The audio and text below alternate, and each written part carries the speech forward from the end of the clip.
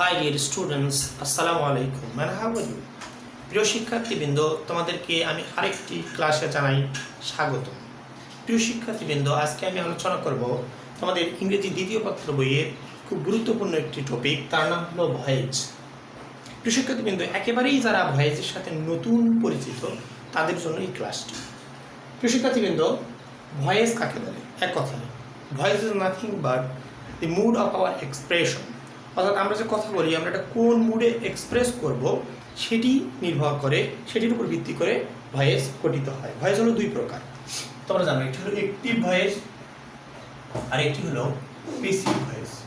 Dear students, তোমরা জানো active শব্দের অর্থ হলো সক্রিয় আর প্যাসিভ শব্দের অর্থ হলো নিষ্ক্রিয়। ডিয়ার স্টুডেন্টস, তাহলে ভয়েসের ক্ষেত্রে কে অ্যাক্টিভ আর কে প্যাসিভ? তোমরা জানো সাধারণত কোনো বাক্যে আমি তিনটি জিনিস পাই। একটি হলো সাবজেক্ট, একটি হলো ভার্ব, একটি হলো অবজেক্ট। সাবজেক্ট মানে হলো কর্তা, যে বা যারা কাজ করে, তাই হলো সাবজেক্ট। খুব শর্টকাটে বলে নিই ডিয়ার স্টুডেন্টস, যখন এই কর্তা বা সাবজেক্ট যে কাজ করে, এই কর্তা যখন সক্রিয় থেকে কোনো কাজ করে তখন সেটিকে বলা হয় অ্যাক্টিভ ভয়েস।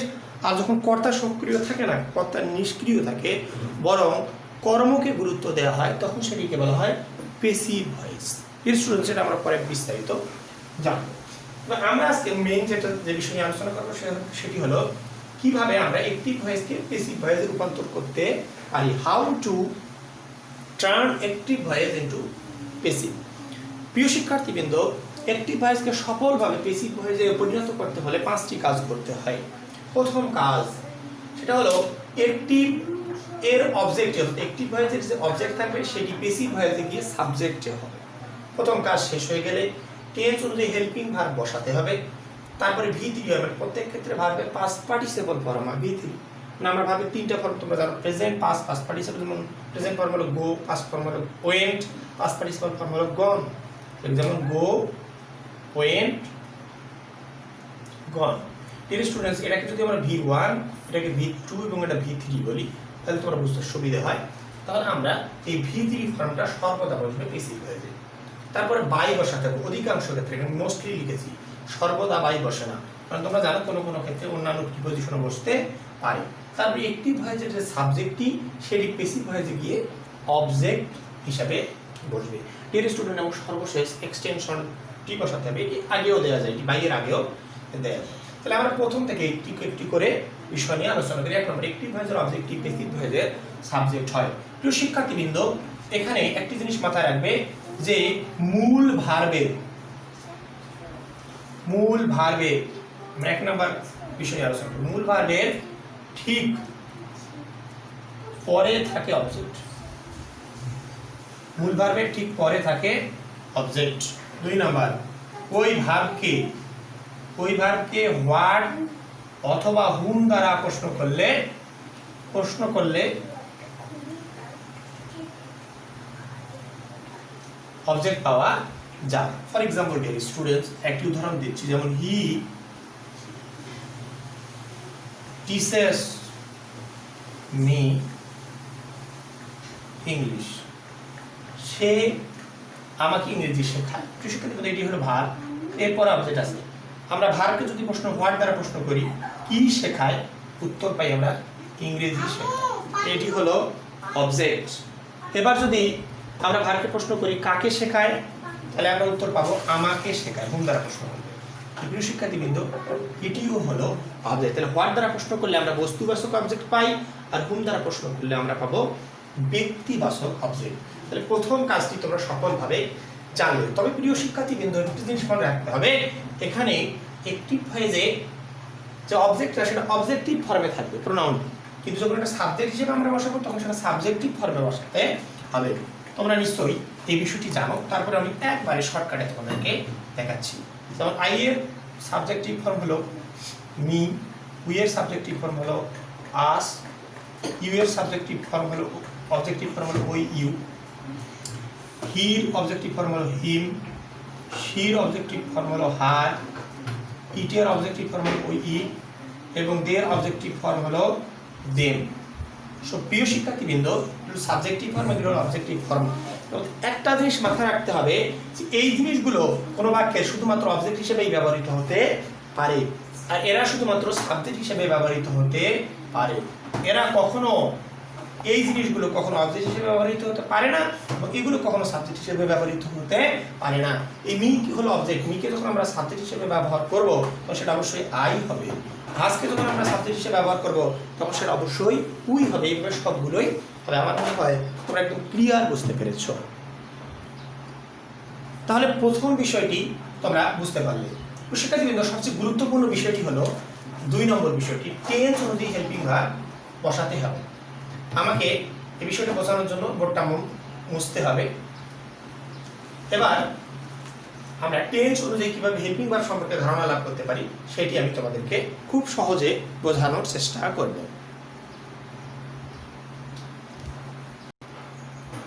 প্রিয় শিক্ষার্থীবৃন্দ, লক্ষ্য করো, তোমরা নিশ্চয়ই টেন্সের নাম জানো। এখানে 12টি টেন্স দেওয়া আছে। Present indefinite continuous, present perfect, present perfect continuous, past indefinite continuous, perfect continuous, future indefinite, future continuous, future perfect এবং ফিউচার পারফেক্ট কন্টিনিউয়াস। তোমরা নিশ্চয়ই জানো।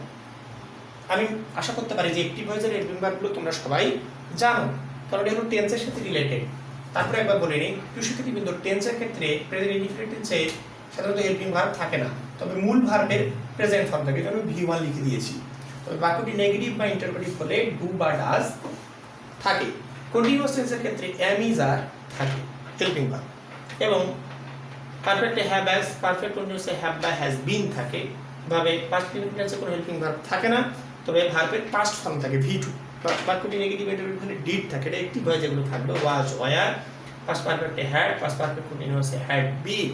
ফিউচার ইনডিফিনিটে থাকবে শ্যাল বা উইল, ফিউচার কন্টিনিউয়াসে থাকবে শ্যাল বা উইল বি, ফিউচার পারফেক্টে থাকবে শ্যাল বা উইল হ্যাভ, এবং ফিউচার পারফেক্ট কন্টিনিউয়াস টেন্সে থাকবে শ্যাল বা উইল হ্যাভ বিন। প্রিয় শিক্ষার্থীবৃন্দ, এই হেল্পিং ভার্বগুলো অ্যাক্টিভ ভয়েসে দেওয়াই থাকবে।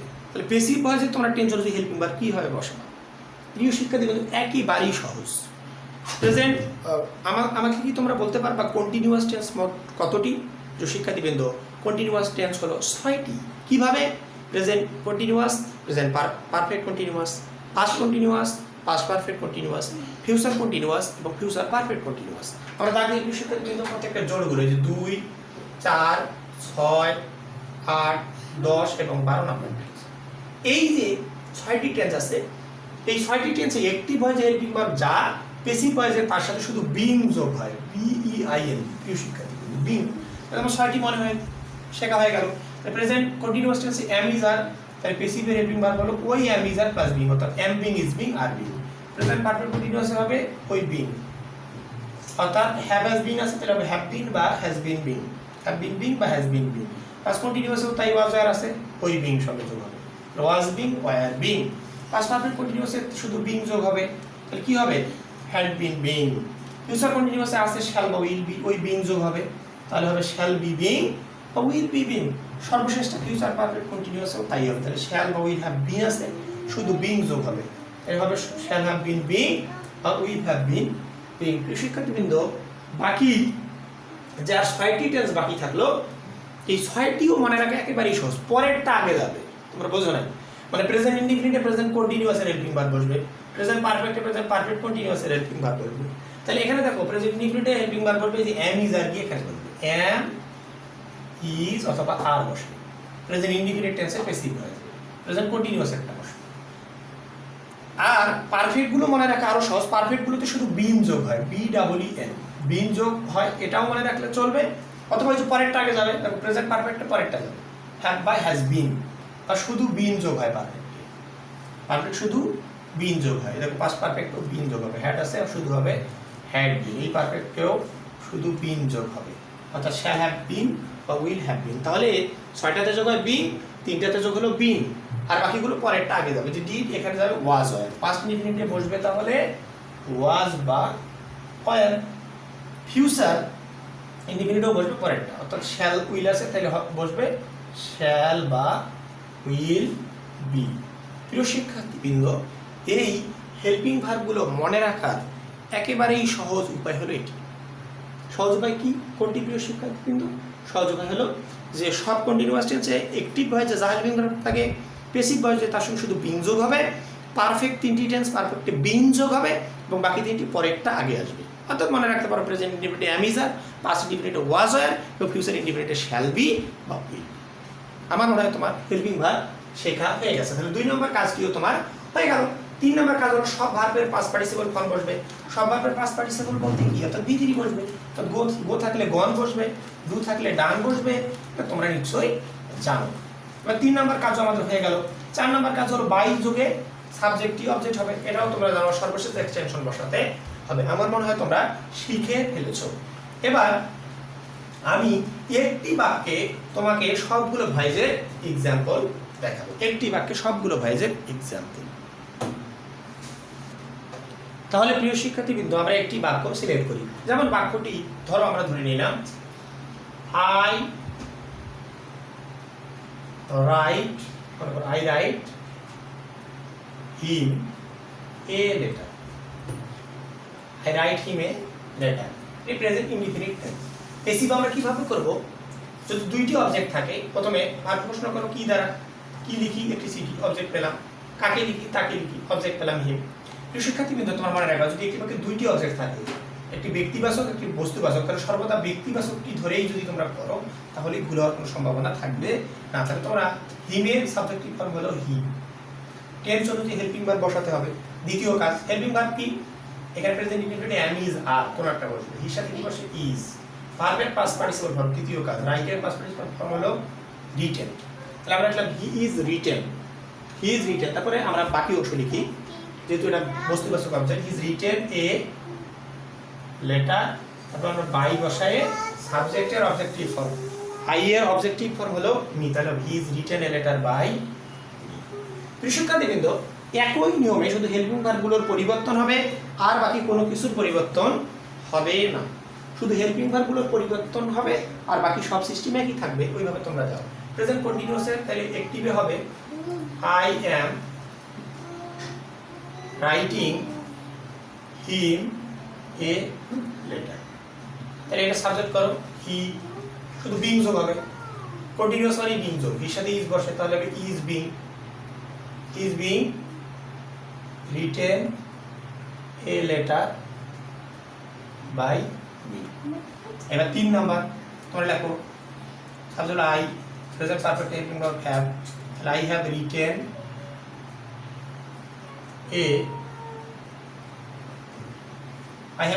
a letter. I have written him a letter. Sorry, I have written him a letter. তাহলে হি সামনে আনো, হি সাথে হ্যাজ বসে, তাহলে বিন যোগ হবে, পারফেক্ট মানে বিন।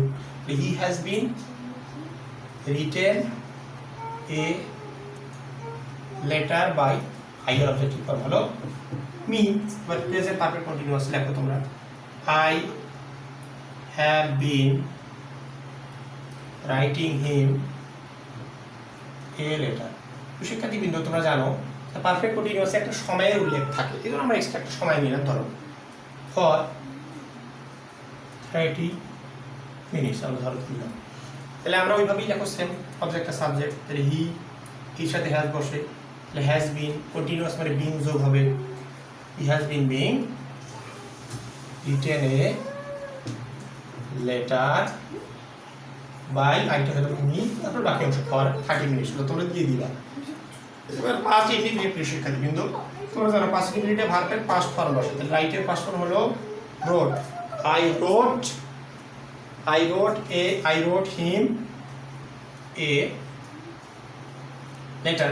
এটা তোমরা সাবজেক্ট করো হি, পাস্ট ইনডিফিনিটে ওয়াজ বা ওয়্যার বসে, তাহলে he was written a letter by me. প্রিয় শিক্ষার্থীবৃন্দ, একই সিস্টেমে কিন্তু শুধু আমি হেল্পিং ভার্বগুলো চেঞ্জ করতেছি, তোমার বক্সের সঙ্গে মেলাবে।